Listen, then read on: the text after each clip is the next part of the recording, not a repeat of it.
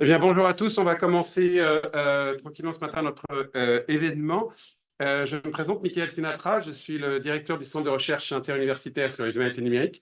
Et c'est mon grand plaisir d'accueillir avec mon collègue Pierre, qui est le président du comité du Carrefour en culture numérique de l'Université de Montréal, lancé par notre doyen il y a quelques années comme une des initiatives pour regrouper les forces vives dans l'université. Donc, on organise un petit peu toute une série d'événements, ateliers pendant l'année. Donc, il y aura plein de choses qui vont se passer dans l'année 24-25 sous la présidence de Pierre Rich. Et là, c'est un peu notre événement de fin de saison et aussi pour marquer, et c'est avec beaucoup de plaisir que nous accueillons Glenn Rowe ce matin, qui est professeur de littérature française et d'humanité numérique à la faculté des lettres de Sorbonne Université et chercheur au Centre d'études de la langue et littérature française et responsable de l'équipe du projet Optique. Ses recherches se situent à l'interface de l'histoire littéraire et intellectuelle du XVIIIe et XIXe siècle et de l'analyse informatique de textes, de la fouille de données, de l'apprentissage automatique en lettres et sciences humaines. Il a obtenu un doctorat en lettres françaises de l'université de Glasgow, de Chicago, changer ton université, de Chicago en 2010. Et il est aussi le Astra Foundation Research Fellow in Digital Humanities à la Fondation Voltaire à l'université d'Oxford, où il co-dirige le Voltaire Lab. Et en 2022, il a lancé le projet Modern, dont on va entendre parler ce matin, qui a reçu un généreux financement du ERC, le European Research Council, de 5 ans. Et donc, sans plus attendre, merci Glenn d'être là et de nous en parler ce matin. Super. Merci beaucoup, Mickaël, pour cette invitation de vous parler aujourd'hui, effectivement, de ce projet RSC. C'est un grand plaisir, mais c'est un projet dans le sens très plein du terme, c'est-à-dire que, bon, il n'y a que pour le moment des projections. Donc, je ne peux pas vous présenter effectivement des résultats parce que c'est un projet de 5 ans, mais tout de même, on va vous présenter un peu les bases intellectuelles, structurelles et techniques de ce projet de 5 ans. Et c'est un projet, bon, comme il est normal, en France, on commence avec l'acronyme. C'est la première chose demandée pour un projet de recherche, c'est quoi l'acronyme? Donc, moi, j'ai mis moderne et je suis arrivé après au titre qui est Modeling Enlightenment, Reassembling Networks of Modernity through Data-Driven Research. Mais c'est pas si bête que ça. Et dans ce titre, il y a effectivement toutes les bases de ce projet que je vais vous présenter aujourd'hui, en commençant par la modélisation. Qu'est-ce que c'est que modeling? Et là, je me réfère toujours à Willard McCarthy, qui est un grand nom, un grand spécialiste des humanités numériques depuis que on ne les appelle pas les humanités numériques, qu'ils étaient les humanities computing. Et Willard, il va dire que bon, c'est les ordinateurs qui sont essentiellement des machines à modéliser. Et donc, il faut les utiliser pour cela et pas du tout pour refaire des choses qu'on peut faire par des manières traditionnelles. Donc, c'est pour faire autrement, faire ces modélisations des choses. Et le grand avantage des modèles, c'est que c'est un processus itératif. On peut proposer autant de modèles qu'on veut à la machine. La machine, de son côté, de sa côté, va aussi nous proposer des modèles et on va effectivement mettre en place tout un processus de testing et d'évaluation de ces modèles. Donc, ça, c'est la première base. Deuxièmement, il y a tout ce qui touche au réseau. Et donc, le réseau, on le sait très bien, est devenu de nos jours la métaphore informatique par excellence. Elle est partout. On voit des réseaux partout, non seulement l'Internet, mais on a de nouveau des réseaux sociaux, on a des réseaux effectivement informatiques ou ailleurs, etc. Pour nous, ça rentre effectivement dans cette application d'une analyse de réseau et pour les humanités, en littérature en particulier. Et il y a plusieurs projets que je peux citer. Le premier sur lequel je travaillais comme postdoc à Stanford, c'est Mapping the Republic of Letters de Dan Edelstein, qui était plutôt l'un des premiers projets à mettre en place cette idée de spatialiser ou de géolocaliser la République des lettres du XVIIIe siècle en utilisant une base de données de correspondance à Oxford, Electronic Enlightenment. Et là, ici, on peut voir effectivement la comparaison du réseau, entre guillemets, Voltaire en comparaison avec celle de Locke. Donc, voilà. Et ils ont continué effectivement de leur côté de générer des données, mais aussi de changer, de réfléchir sur leurs outils. Et on a un Palladio qui est l'un des résultats de cette initiative. Et ici, c'est plus spécialement le réseau de Voltaire par le biais de ces données-là. On a aussi, des 15 dernières années, la mise en valeur, la mise en entrée, effectivement, des réseaux sociaux, de l'analyse des réseaux sociaux qui viennent de la sociologie, qui sont de plus en plus utilisés chez nous, dans les lettres, et en particulier cette idée de l'analyse des réseaux sociaux pour, encore une fois, pour modéliser, visualiser tout d'abord les grandes collections de correspondances. Ici, c'est Scott Weingart qui a travaillé avec notre projet à Oxford sur les lettres du XVIIe siècle autour des Pays-Bas. Et en particulier, récemment, c'était Ruth et Sebastian Ennert. Ruth qui est à Queen Mary, et Sebastian à Cambridge. Sebastian, c'est un physicien. Ruth, elle est professeure de littérature anglaise. Donc, ensemble, ils représentent un peu les humanités numériques. Ils travaillent effectivement à la mise en place de ces analyses de réseau qui sont très quantitatives pour suggérer effectivement des zones d'intérêt dans des collections, dans des grands corpus de correspondance de la prémodernité, effectivement. Et ils ont publié, aussi, je peux mentionner un, un livre qui était publié chez Oxford de Dan Edelstein et autres sur effectivement comment utiliser ces analyses de réseau dans le domaine. Donc voilà, donc c'est un domaine tout à fait en essor dans les humanités. Et il y a là aussi un très beau livre, très petit, de ces nouveaux livres petits de Cambridge qui parle effectivement de ce network turn dans les humanités. Donc voilà, donc ça c'est l'autre angle que je vais attaquer. Et je rajouterais aussi, pour compliquer la chose, que bon, j'ai eu le grand plaisir et privilège effectivement de se croiser un peu avec Bruno Latour dans les années avant le Covid, avant son décès aussi. On s'est rencontrés autour d'une commune appréciation de Charles Péguy. Donc c'est Bruno Latour qui a publié son premier article académique en 1974 sur Peggy. Et moi aussi, c'est mon premier livre, c'est sur Peggy. Et on s'est parlé depuis assez longtemps de comment appliquer cette théorie de acteurs réseau, actor network theory, là aussi qui viennent de la sociologie, à la littérature. Donc on a parlé beaucoup de comment effectivement mettre en place cette idée. Et les idées de Bruno là-dessus sont intéressantes parce que pour lui, les actants dans cette théorie ne sont pas limités à être des personnes. Ça peut être des objets, ça peut être des animaux, quoi que ce soit. Un actant dans un réseau est important parce qu'il change de comportement prédit d'un réseau. Et donc ce changement, cette médiation, comme il l'appelle, est important. Donc pour nous, dans notre projet, ce sont des textes, ce sont des livres qui vont devenir effectivement les actants dans ces réseaux. Et Bruno aussi, il a publié avec autres au Media Lab de Sciences Po sur effectivement ces analyses de grands corpus en utilisant ces théories. Bon voilà, donc ça c'est un peu le, la structure intellectuelle. J'ajouterai aussi une autre idée, le réseau, c'est plutôt de Robert Downton, qu'on connaît tous depuis toujours sur l'histoire du livre, et c'est ce que lui, il appelle les circuits de communication. Donc, comment les bouts de texte, comment les bouts de phrases, les nouvelles à la main, etc., circulaient pendant la Révolution, etc. Donc, on prend ça aussi un peu comme une base intellectuelle pour ce projet. Mais comment faire? Voilà, donc pour nous, et c'est l'obligatoire hairball, donc c'est l'obligatoire boule de poil, qui en est toujours le résultat d'une visualisation de graphes. Voilà, donc c'est pas important. Mais pour nous, effectivement, pour y arriver, pour nous, c'est un réseau très clair des réemplois textuels basés sur un processus assez long et pénible, donc que je vais vous décrire. Mais comment faire ça? D'abord, il faut détecter automatiquement ce que nous appelons les réemplois, les réutilisations textuelles.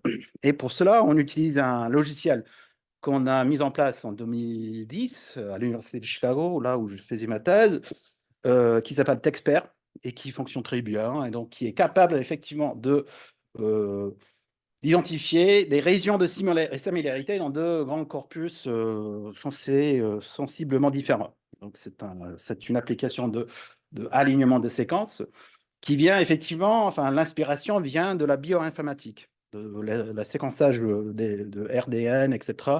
Et ce sont les algorithmes-là qui sont plus performants que, par exemple, les algorithmes de détection de plagiat, qui sont trop stricts pour nos usages, et vous allez voir pourquoi.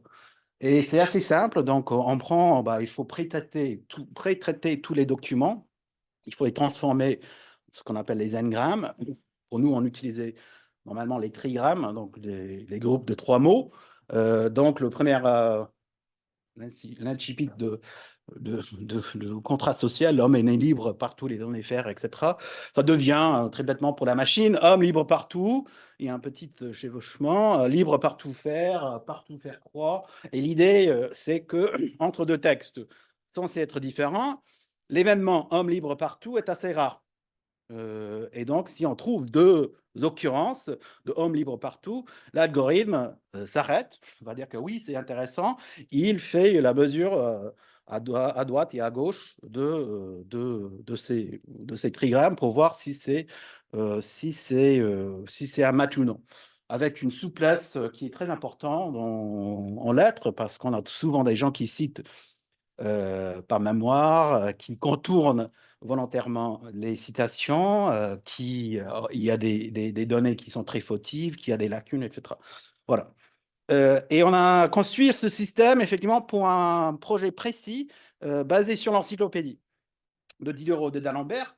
Et là, c'était assez clair parce que on avait l'encyclopédie, et on avait tous les autres textes aux alentours qui précédaient effectivement l'encyclopédie. Donc même le vocabulaire de Texpert est toujours basé sur cette idée de source et de cible. Voilà, étant que l'encyclopédie était la cible, et les sources, c'était tous les autres textes qu'on pouvait trouver. Et on a vu effectivement avec ce système comment les encyclopédistes utilisaient, réutilisaient des textes d'une manière très intéressante parfois. Ici, par exemple, ce n'est pas super intéressant que les encyclopédistes utilisaient Pierre Bell, qui était l'un de ses prédécesseurs, mais la séquence est très large, il n'y a pas de guillemets, etc. Il n'y a pas de structure qui va se dire, enfin, c'est une citation. Et ce qui est très intéressant, c'est que c'est l'abbé Yvan qui, euh, qui prend la voix effectivement de Bell, hein, qui finit son article, qui conclut son article avec le je finis par dire de Pierre Bell. Donc c'est une manière d'établir une polyphonie de l'encyclopédie. Et là, pour le coup, on ne sait pas exactement si les lecteurs de l'époque étaient capables de reconnaître que c'était vraiment de Pierre Bell. Même les grands spécialistes ont du mal, et c'est clair que pour nous, les modernes, c'est presque impossible de repérer ce genre de réemploi. On peut utiliser aussi sur des textes en traduction, des textes bruités. Ici, ça vient de Echo, donc vous pouvez voir toutes les petites pouvoirs législatifs, faussetés. Ce sont des erreurs assez normales de l'OCR, mais c'est toujours possible de trouver avec cette souplesse des séquences réutilisées. Et ici, c'est important parce que Jaucourt, il veut utiliser Locke, c'est le second traité de Locke, mais c'est un livre complètement, c'est un livre banni, c'est un livre qui était interdit, qui était mis à l'index, qui était brûlé devant le Parlement de Paris, et donc c'était impossible pour les encyclopédistes de citer directement Locke. Et donc c'est une manière de mettre en évidence ces citations, et puis on peut continuer là-dessus sur l'encyclopédie. Ce qui est intéressant ici, c'est d'ailleurs c'est un livre dangereux de l'esprit de Helvétius, qui était responsable, pour ainsi dire, pour la révocation de la permission de l'encyclopédie. Mais quand même, Joko, il veut utiliser de Helvétius, et il donne un petit signal au cognoscenti, c'est dit un beau génie de ce siècle. Donc, c'est la seule indication qu'il y a quelque chose ici. Et il faut déchiffrer, c'est qui ce beau génie de ce siècle. Il y en a d'autres, il y a tout un code. Par exemple, Voltaire, quand on ne veut pas dire Voltaire, on dit l'historien philosophe. Quand on veut parler de Montesquieu, on le nommait, on parle de le plus grand génie du siècle. c'est Montesquieu. Helvétius, c'est l'un des beaux génies de ce siècle. Donc, il y avait tout ça. Bon, voilà. Donc, ça, c'est effectivement d'où est venue cette approche et ce logiciel qu'on va utiliser. Et l'idée avec ce projet, ce nouveau projet, c'est d'aller d'une manière, c'est d'aller au-delà de l'encyclopédie et même de cette configuration de sources et de cibles et de mettre en place un corpus, le plus grand corpus qu'on pourrait construire, pour le comparer à lui-même, pour voir si, qu'est-ce qu'on peut effectivement trouver de ces réemplois dans un énorme corpus qu'on va construire. Et donc ça, c'est la première année, était plutôt sur cette idée de comment construire, comment trouver des textes, avec le seul préconcis, c'est qu'il faut prendre les textes qui sont déjà numérisés. Donc on ne numérise pas. Et l'une des idées là-dessus, c'est que, et c'est vrai que les textes numérisés par les grandes bibliothèques, par exemple, ne vont pas être corrigés. Ils vont être de plus en plus numérisés automatiquement, massivement avec le CR. Et donc, et la tendance avec nous, les littéraires, c'est de dire, ah oui, il y a des fautes. On ne peut pas utiliser ces textes parce qu'il y a des fautes là-dedans. Et moi, j'aurais tendance à dire que oui, mais il faut les utiliser quand même parce qu'on ne va pas revenir là-dessus. Et la masse devient telle que c'est même pas concevable d'aller retranscrire Gallica. On a 20 millions de documents et Google Box, c'est 40 millions de livres. Donc, bon, au moins, essaye de faire quelque chose. Donc, on a deux corpus de livres, pour ainsi dire, d'ouvrages qu'on appelle canon versus archives. Et c'est une distinction plutôt de qualité que de valeur. Et donc, on a des textes qui sont corrigés dans le canon et les textes qui sont le résultat de l'OCR. Donc, on a 12 000 à peu près livres dans ce grand corpus. Et puis, on a des corpus secondaires qu'on va comparer plus tard. Et il s'agit des pamphlets de la Newberry Library, des lettres que j'ai déjà mentionnées de Oxford, les dictionnaires que j'ai mis à part parce que les dictionnaires, ce sont des moteurs de réemploi. Et si on les met avec tous les autres textes, ça va exploser tous les résultats parce qu'un dictionnaire cite un autre dictionnaire et ainsi de suite. Et donc voilà, c'est vraiment, ce sont des engins, donc on les garde à part. Et c'est tout nouveau, on a toute la presse, toute la presse numérisée par la BNF du XVIIIe siècle. Bon, en termes de la taille des documents, on a, bon, si on fait un calcul, mais ce n'est pas sûr pour le moment, mais on atteint au moins 1 milliard de mots. Et c'est assez arbitraire, c'est complètement arbitraire, mais j'ai mis dans le projet que j'allais trouver 1 milliard de mots, et je les ai trouvés. Et c'est important parce que aussi, c'est le seuil à partir duquel on peut commencer à penser à construire un grand modèle de langage. Si ça vous intéresse, un peu comme ChatGPT. Voilà. Donc GPT, c'est les milliards des milliards, mais on ne peut pas faire avec 2 millions de mots. C'est trop petit. Mais 1 milliard, on peut y commencer. Donc ça, c'est un peu la seconde phase du projet. Et donc, je vais vous parler plutôt aujourd'hui de cela. C'est une grande collection. C'est même pas un corpus, je dirais, parce que bon, c'est très bien, un corpus a des raisons d'être, etc. Ici, c'est un peu comme les autres, comme Gallica, c'est une collection qui ne prétend à aucune exhaustivité ni de représentativité. C'est une large collection. On a 3000 auteurs-hommes, 124 auteurs-femmes. Je ne sais pas ce que ça veut dire. Donc, et on ne savait pas. Donc, une des premières choses qu'on voulait faire, c'est essayer d'établir au moins une petite vérité de terrain sur les données. Et pour cela, on a construit un outil qui s'appelle Catavis, qui permet la visualisation du catalogue général de la BNF, pour voir si on était dans les clous au moins avec, par exemple, la parité de genre, etc.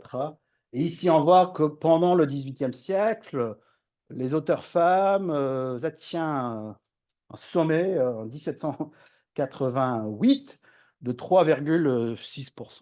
Donc, on était juste là, on était exactement dans cela. Et dans le petit corpus, voici un peu les auteurs, on va en revenir. Dans le petit corpus, qui est le corpus plus soigné, on est à peu près presque 8% des auteurs femmes. Et c'est avec cela, si je montre une visualisation, c'est avec ce petit ce petit corpus-là. Voici les auteurs par numéro de titre, et vous allez dire tout de suite, bah, vous avez trop de Voltaire. C'est sans doute vrai. Mais la raison là, c'est que Voltaire, enfin, les fichiers de Voltaire viennent de la Voltaire Foundation, Oxford, et tous les documents, enfin, tous les textes, même un poème, sont traités comme un document. Donc, un poème de 2 lignes, un livre de 300 pages, pour Voltaire, c'est la même chose. C'est pourquoi on a beaucoup. Mais je vais dire aussi que l'effet Voltaire est réel au XVIIIe siècle, qui, lui, en termes de nombre d'éditions, il écrase tout le monde. Et donc, la montagne de Voltaire est réelle, elle est là. Et donc, si notre corpus a trop de Voltaire, c'est parce qu'il y avait trop de Voltaire dans le XVIIIe siècle, on peut dire. Donc si on enlève de cette visualisation, ça devient beaucoup plus cohérent. On a à la fin Mirabeau qui explose pendant la Révolution, on a Fénelon au début, mais qui a une consistance assez intéressante. On a le moment de célébrité de Rousseau dans les années 60, où il a son débat avec Hume, etc. Donc c'est intéressant, mais il faut dire que oui, on a peut-être trop de Voltaire, et c'est très difficile de contourner Voltaire. Bon. Donc avec ce petit corpus, pour faire des expériences, pour voir ce qu'on pouvait faire effectivement avec cette analyse de réseau, on a fait une première alignement de séquences, et on a fait sortir 76 000 passages alignés. Ce sont des 2 passages qui ont trouvé. Et tout de suite, on a balancé dans la représentation de graphes, qui est plutôt la représentation de réseau. Et là, on a eu des résultats qui étaient complètement incompréhensibles. Et donc, parfois, c'est bien d'essayer de mettre ça dans un autre format. Et on a dit, effectivement, comme tout le monde le dit, qu'on va mettre en question toute l'histoire littéraire du XVIIIe siècle. Mais ça, c'est mettre en question un peu trop. Là. Parce que là, si ce sont là les auteurs les plus importants du réseau, moi, j'y connais rien. Hein, donc, c'est super difficile. Il y a des erreurs. Et donc, c'est une manière aussi de trouver les erreurs. Donc, tout d'abord, on s'est rendu compte qu'il fallait toujours travailler, même dans ce corpus restreint, travailler un peu plus nos données. Par exemple, il y avait des doublons. On a essayé autant que possible d'extraire. On prend l'édition la plus ancienne, normalement, ou l'édition de référence. Mais l'idée, c'est qu'on ne prend pas une 2e ou 3e édition, parce que vous pouvez imaginer, si on trouve des réemplois, si on a 2 éditions de Candide, ça va générer exponentiellement des choses. Mais parfois, au XVIIIe siècle, on a des œuvres complètes, on a des œuvres mélanges, on a des textes qu'on met un autre texte à la fin, etc. Donc, il y a des doublons qui sont capables d'y mettre. Donc, d'abord, on a mis en place une manière d'analyser nos métadonnées, juste pour voir quelles étaient les mêmes, et une extraction aussi des cooccurrences les plus longues pour voir à l'intérieur de certains ouvrages où on peut avoir, par exemple, un poème qui était réutilisé ou bien une collection de poèmes, etc. Et il y avait aussi, même dans ce petit corpus, comme ça viennent de plusieurs sources, l'Université de Chicago, Oxford, Classique Garnier, qui était un peu difficile de dénicher leurs documents, mais enfin, ils sont arrivés. Ils ont tous d'autres politiques de métadonnées. Hein. Donc, parfois, c'est Carmentel, Louis Carogis, parfois, c'est Louis Carogis de Carmentel, etc. Pour la machine, c'est 2 choses différentes, distinctes. C'est 2 personnes différentes. Et là, les méthodes automatiques d'harmonisation de ces métadonnées, ça devient, oui, c'est possible, mais ce n'est pas 100% fiable. Donc, il faut toujours, je dirais, là, cependant, ici, c'est très important, il faut toujours avoir une conversation, une itération, une interactivité avec des spécialistes de domaine, avec tout le traitement automatique. Par exemple, la machine, au début, il pensait que François de Salignac, de la mode de Fénelon, parce que c'est long, était la même personne que François-Louis de Salignac de la mode Fénelon. Mais c'est un neveu. Le deuxième, c'est le neveu du grand Fénelon, et c'est pas du tout la même personne.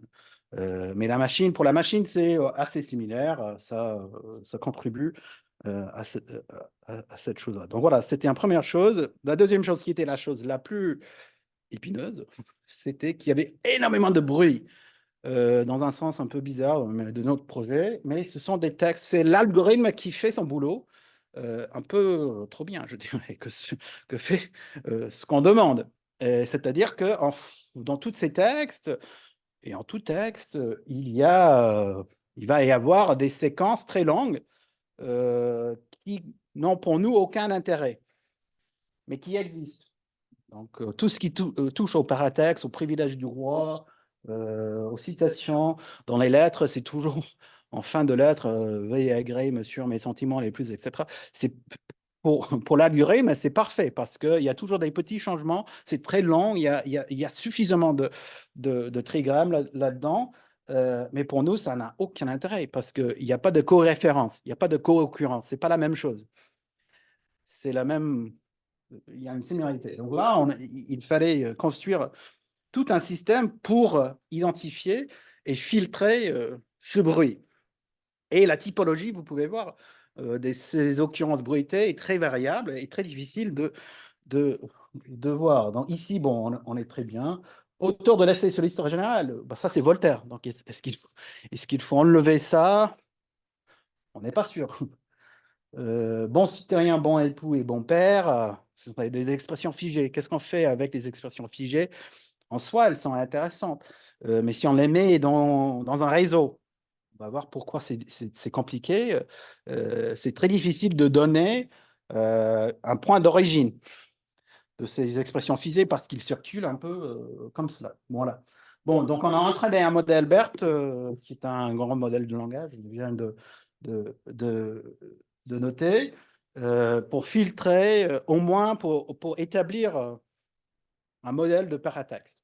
C'est-à-dire tout ce qui touche au privilège au roi, tout ce qui touche au théâtre, parce qu'il y a tout un langage sur le théâtre, sur comment présenter le théâtre au XVIIIe siècle. Et on a entraîné ce modèle, encore une fois, avec une forte interaction avec l'entraînement, avec ce modèle pour filtrer au moins le paratexte. Et bon, je ne vais pas tarder longtemps là-dessus. C'était un processus voilà, assez long, mais normalement, la machine devient de plus en plus intelligente, si vous voulez dire, de plus en plus entraînée, effectivement, capable d'identifier. C'est un peu comme un spam filter, c'est exactement le filtre de spam, etc., mais à plus haute fréquence. Et on arrive, effectivement, on a arrivé à supprimer presque 80% de ces réemplois qui étaient bruités, qui étaient plutôt remontés à les privilèges du roi. Et pourquoi c'était si élevé? C'est parce qu'il y a un effet aussi de dédoublement. Donc, si quelqu'un utilise au début du siècle un privilège de roi, ça va être répété avec tous les autres textes chaque année, etc., jusqu'à la fin du siècle. Bon, on arrive effectivement à 14 000 paires de citations, qui est assez bien, et c'est là où on a fait notre réseau. Et puis voilà, la visualisation, ce n'est pas exactement le but non plus de notre projet. Bon, on rapproche Voltaire de la Bible, c'est peut-être bien, mais ce n'est pas le but. Et donc, il faut toujours dire so what. Donc, c'est ce que je dis à mes étudiants. Il faut toujours dire que bon, c'est très bien, toutes ces manipulations techniques, etc., numériques, mais so what. Pour nous, les littéraires, qu'est-ce qu'on peut en comprendre? Voilà. Donc, c'est ça, à quoi bon. Ici, on a au moins deux interventions qu'on veut mettre en place avec cette base de données. D'abord, une intégration aux analyses traditionnelles, qu'on appelle le close reading, et la base de données des co-occurrences, des réemplois à la fin, rendra possible de tracer la fortune, effectivement, de plusieurs formules, des concepts, des réemplois dans un élan très, très, très large, avec beaucoup de textes. Pour donner un exemple, on a ce passage de Boileau. Rien n'est beau que le vrai seul est aimable, il doit régner partout, etc. Bon, voilà. C'est clairement que au début, c'est une formule pour complètement esthétique. Hein. Ça rend à la vraisemblance, ça n'a rien de moral, ni même de valeur, etc. Et puis, quand il y a qu'il va reprendre plus tard cette formule peut parler de l'imagination. Déjà, il y a une expansion du contexte, mais pas trop. Donc, il est toujours là-dedans. Rien n'est beau que le vrai sur le aimable, etc. Mais si on continue dans le 18e, on le trouve en 1780, où il est un peu abrégé. On l'envoie écrit, pour ainsi dire, sur chaque tableau de Raphaël. Rien n'est beau que le vrai sur le aimable. Donc voilà, c'est l'application. Il n'y a pas de mention de Boileau, c'est l'application de la formule dans un autre contexte, ici sur la peinture. Et plus tard, on peut avoir le contournement aussi du projet. Rien n'est beau que le vrai sur le aimable. Je crois que celui qui l'a dit n'est jamais écrit un mot de vérité. C'est un peu... Et là aussi, il n'y a pas de mention de Boileau, mais il faut savoir qu'il s'agit de Boileau. Et on continue. Ici, il y a un petit changement. Il va le dire. Il s'excuse aussi envers Boileau. Il va dire, j'ai changé un peu. Rien n'est beau que le vrai sur est durable, etc.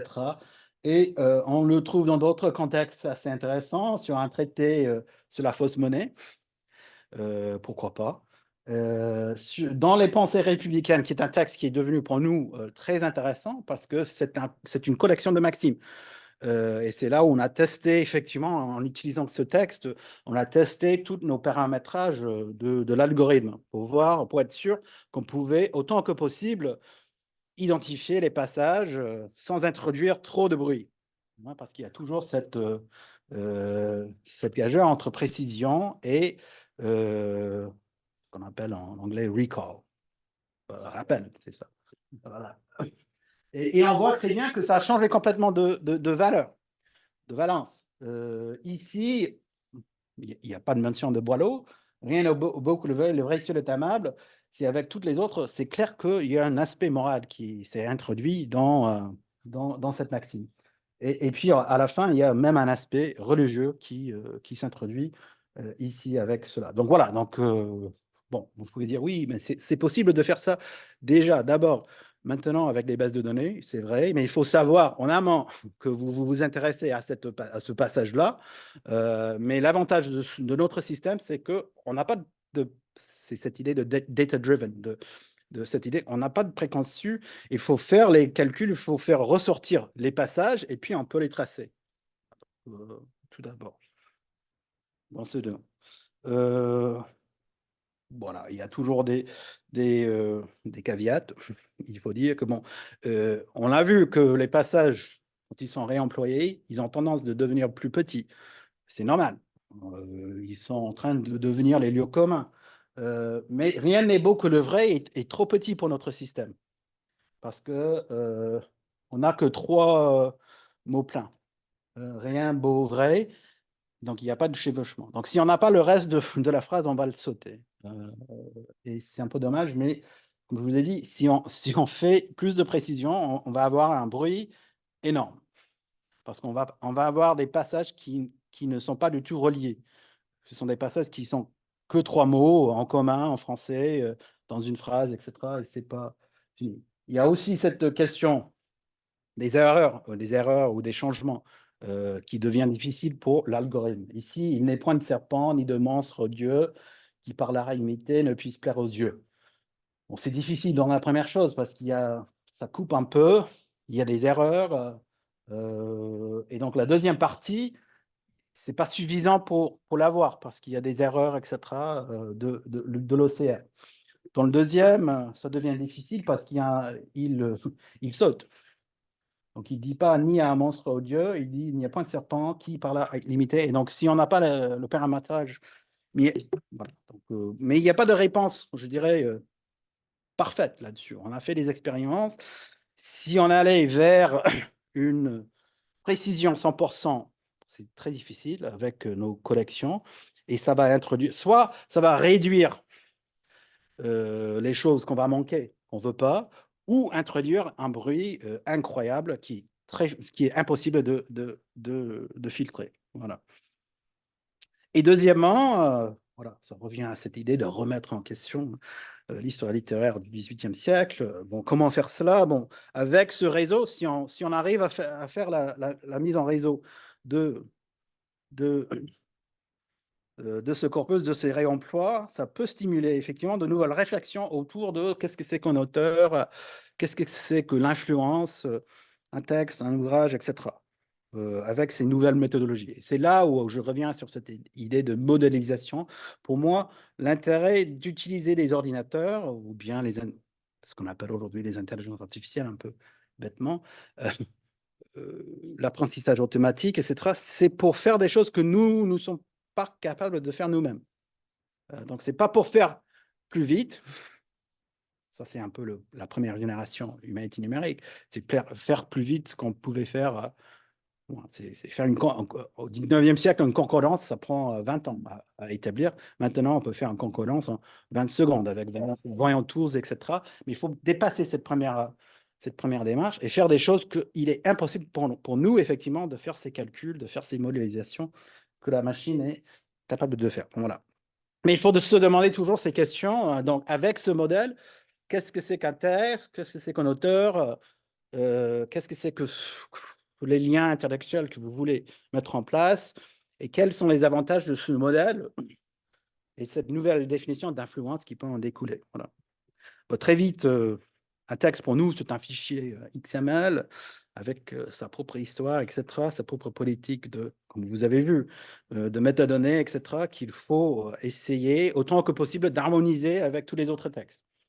Donc, il faut être sûr que on prend des éditions qui ne sont ni définitives, mais aussi qui sont de bonnes éditions qui ont été numérisées une fois par quelqu'un et de prendre autant que possible la première édition la plus ancienne pour des raisons un peu différentes.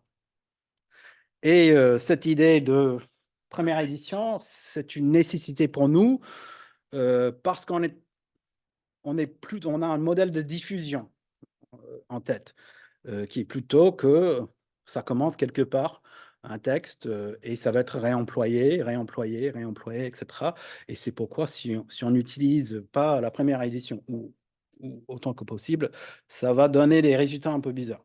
Si on prend par exemple une édition de Boileau en fin 18e siècle, ça va faire des réemplois un peu bizarres. On l'a vu aussi avec la Bible, parce qu'on prend la Bible de Saint-Roi et de Port-Réal, qui a une vraie point de publication en 1772, quelque chose comme ça. Mais c'est une traduction comme une autre de la Bible. Et donc, on trouve effectivement les réemplois qui prédatent cette Bible-là. C'est pas dire que la Bible cite, c'est pas possible que la Bible cite d'autres textes, c'est que dans la chronologie, effectivement, de notre système, cette Bible est placée là. Donc, ça donne plusieurs questions. Faut-il, pour le Vulgate, par exemple, on met, je sais pas quoi, 500. Donc, ça rend le problème un peu moins épineux. Voilà. Pour l'auteur, ça devient de plus en plus prosaïque. Hein. Pour nous, l'auteur, ce n'est qu'un attribut d'un objet textuel. Voilà, il s'agit d'une chaîne de caractères, etc. Bon, voilà. Et il faut aussi harmoniser cette idée des auteurs. Donc, c'est la seule chose pour nous qui est importante, c'est qu'on trouve autant que possible que c'est le même auteur, que c'est toujours Jean Racine, pas Racine Jean et des autres. Et pour certains textes, de trouver la pérennité de ces textes, si c'est possible ou non. Et là, on utilise beaucoup, on parle beaucoup aujourd'hui des données linked open data, les choses comme ça. C'est très bien, on travaille avec DataBNF, avec la BNF, mais c'est peut-être 30% des auteurs qui sont identifiés. Et donc, il y a énormément des auteurs qui ont publié, mais qui n'ont pas de fiche DataBNF et qui sont difficiles à trouver. Et voilà. Bon, on va mettre ça. Et donc, avec cette... tout de suite, on s'est vu, parce qu'on a cette idée de mettre de la mise en réseau, il fallait un peu renverser le perspective de nos réseaux. Et donc, comme les textes, et pas les auteurs, sont les objets principaux de notre modèle, et que ces textes vont devenir les nœuds de notre réseau, l'auteur n'est qu'un attribut d'un objet texte, voilà, parmi d'autres. Et les attributs d'un objet auteur peuvent être tirés des rapports réciproques des autres objets textes entre eux. Et donc, si on arrive à avoir un réseau auteur, c'est le résultat d'une combinaison de tous les caractères, la relation des objets textes qu'on lui donne, effectivement. Et cette influence peut être mesurée par cette idée de la combinaison de tous ces textes qui lui appartiennent. Et donc, c'est pourquoi on a renversé un peu. Et donc, on a décidé, on va en parler plus tard, parce qu'avec toute idée de réseau, on a une directionnalité. Donc, notre réseau a une directionnalité. Et on a renversé un peu la perspective pour dire que les choses, c'est plus important pour nous qu'un texte soit réemployé plus tard qu'un auteur source soit le source, effectivement, de ce réemployé. Et donc, on a renversé, c'est-à-dire, on commence avec les textes réemployés pour revenir vers les réemplois, enfin, la première réemploi. Voilà. Bon, c'est pas la conclusion, c'est pas du tout la conclusion. Et j'arrive. Et ici, bon, juste pour vous parler de qu'est-ce que c'est qu'un lien dans ces choses, on a beaucoup cité ce texte de Barthes, qui est très lourd d'ailleurs, sur les textes, la culture intérieure. Tout texte est un tissu nouveau de citations révolues, etc. C'est très bien. Mais si on continue, effectivement, dans ce même article, passe dans le texte, redistribué en lui, il a bien vu, Roland Barthes, de code, des formules, des modèles rythmiques, des fragments de langage sociaux, il y a toujours de langage avant le texte et autour de lui. L'intertextualité, condition de tout texte, quel qu'il soit, ne se réduit évidemment pas à un problème de source ou d'influence. L'intertexte est un champ général de formules anonymes, dont l'origine est rarement réparable, de citations inconscientes ou automatiques, données sans guillemets, etc. Et donc c'est là où on est effectivement inondé avec ce genre de texte-là, ces réemplois-là, et ça va être toute une campagne effectivement pour comprendre, pour classifier et comprendre ces réemplois-là. Qu'est-ce qu'on fait avec une expression figée? Qu'est-ce qu'on fait avec tout ce qui touche à la jurisprudence, etc. Et donc, ça va être une énorme campagne pour arriver effectivement à ce modèle. Bon, juste pour vous montrer un peu, vous donner un peu l'idée des différences entre des passages qui sont très clairs. Ici, c'était incroyable. On a Marat en pleine révolution qui remploie consciemment ou non, on ne sait jamais, on ne saura jamais, un passage de Fénelon. Ce qui est très bien, hein, parce qu'on ne met pas jamais, on ne met jamais Marat et Fénelon ensemble. Mais ici, il change un peu, semblant un tigre au lieu de lion de Numide, que la cruelle femme dévore et qui entre dans un troupeau, il déchire, il égorge, il nage dans le sang, etc. Donc le contexte est complètement différent, parce qu'on a Mentor qui, qui, euh, qui est décrit dans le premier. Ici, c'est complètement différent de Marat. Et pour nous, on a cette conception que c'est là, on veut trouver des choses comme ça. C'est vrai que pour moi, un historien un peu de l'histoire intellectuelle, c'est super intéressant. Mais qu'est-ce qu'on peut faire avec ces passages en bas? Donc, normalement, on va dire que oui, c'est super intéressant. On a Voyage du monde des cartes, un voyage de jeune anarchiste, ça va être intéressant.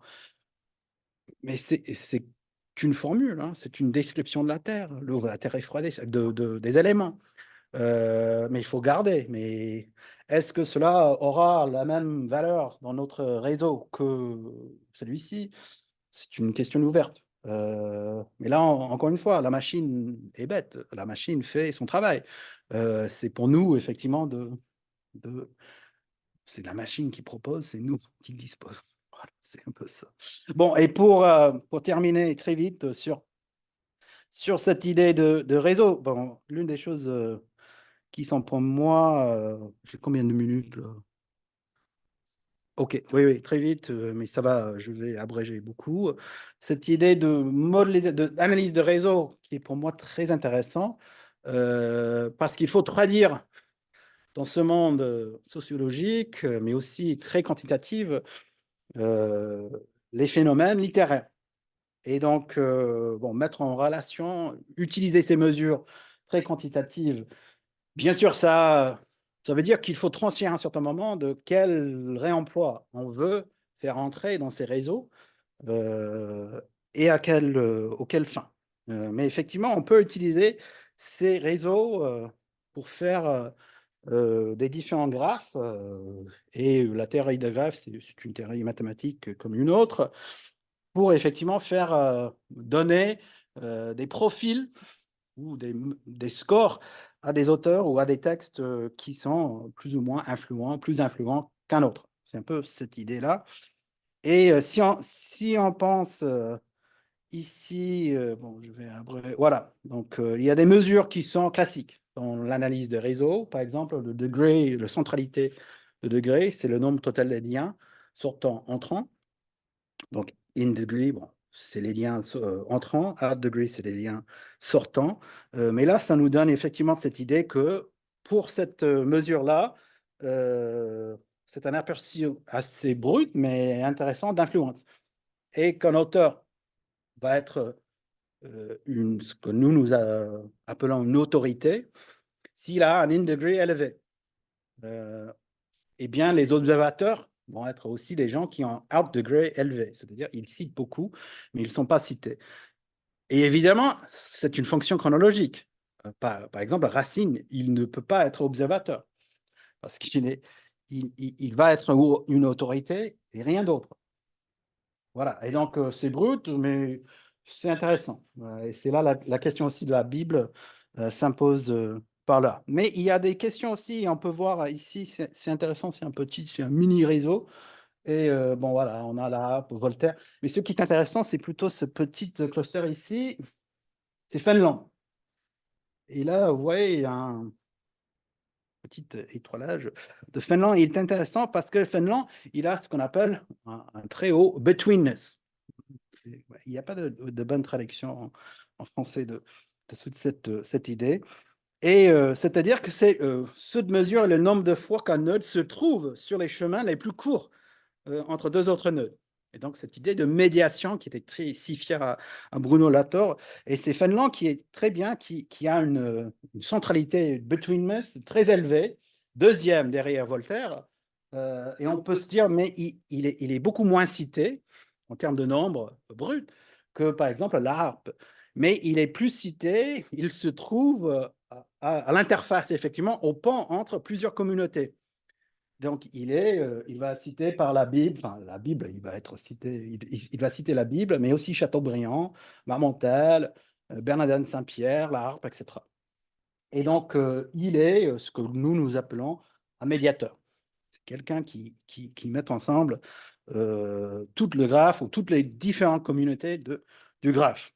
Et là, on peut le voir ici.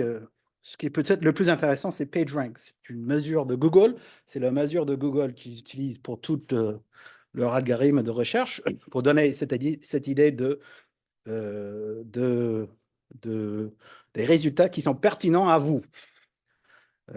C'est une mesure très employée. Et ici, ce qui est très important, c'est que les nœuds les plus importants sont susceptibles de recevoir plus de liens par d'autres nœuds importants. Et donc, c'est pas exactement, c'est qu'on peut être très proche d'un nœud très puissant et cette procheté va être important dans le réseau. Pour le dire autrement, si on est cité par Voltaire, ça vaut peut-être 20 ou 30 fois plus de 20 citations des inconnus. Parce que Voltaire, il a une gravité incroyable dans ce système. Voilà.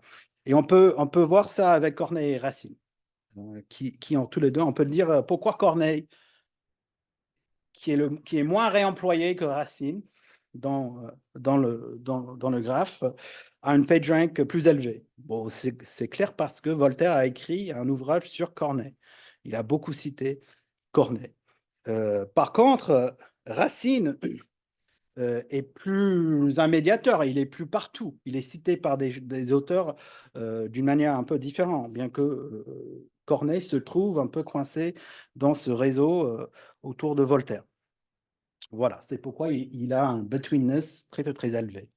Donc, il n'est pas super important, à part cette petite connexion avec Voltaire. bien que Racine semble être dans plusieurs groupes, un peu comme Fénelon. Voilà. Bon, ça nous a ramené effectivement à cette idée de profil. Comment établir des profils, une combinaison de mesures pour chaque auteur, chaque texte. On va revenir sur le texte.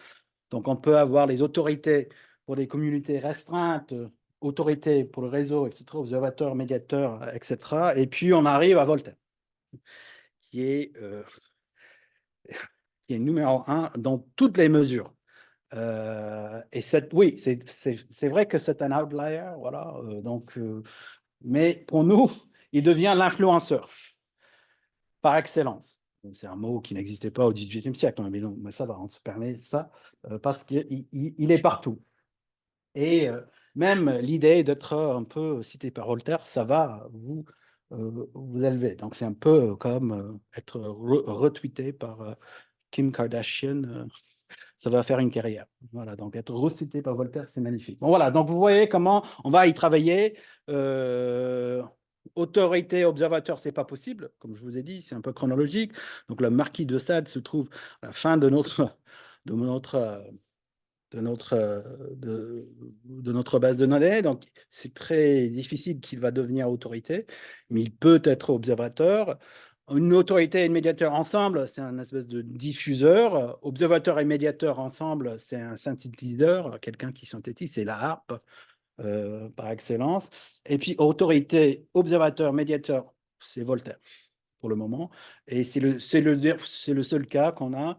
Voilà, donc ça nous ramène un peu à qu'est-ce qu'on peut faire, comment on va faire, salut, on va faire autrement. Donc, comment est-ce qu'on peut intégrer d'autres métriques, c'est-à-dire les communautés, les clusters, les hubs, pour enrichir, modifier, créer des nouveaux profils. Comment sortir de cette idée d'auteur?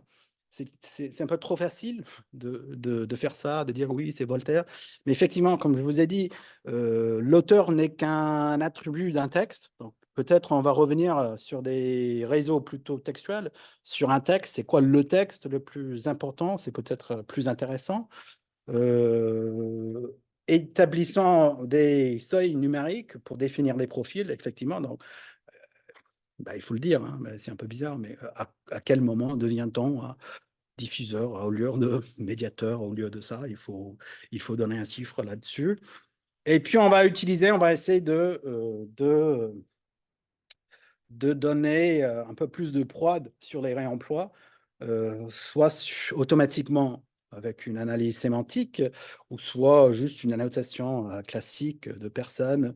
Encore une fois, comme je vous ai montré, ce passage, ce réemploi de Marat, de Fénelon par Marat, pour nous, c'est très important. Je ne sais pas comment on va le classer, mais l'autre, c'est important aussi. C'est un passage, c'est une description qui va se trouver dans plusieurs documents, dans plusieurs contextes. Donc, dire que oui, c'est peut-être pas une idée de l'histoire intellectuelle ou littéraire, mais c'est aussi intéressant.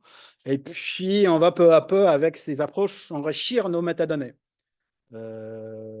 Soit des ouvrages sur le statut, est-ce que ce texte a été publié avec privilège, sans privilège, d'une manière anonyme ou non, etc. Et d'appliquer, on va essayer, donc je reviens sur cette idée de 1 milliard de mots, on va construire un modèle de langage 18e siècle. Et avec ce modèle de langage 18e siècle, on va appliquer une classification des passages. Dire que bon, il s'agit de croix, grosso modo. Est-ce qu'il parle de, je ne sais pas, la philosophie, la liberté, jurisprudence, des choses comme ça, très, très bêtes, mais on va voilà, effectivement, euh, appliquer ces classifications automatiques, mais aussi les classifications génériques de l'époque. Voilà. Bon, je vais m'arrêter là parce que j'ai déjà trop parlé, mais je suis très, très, très, très heureux de prendre des questions. Merci à vous.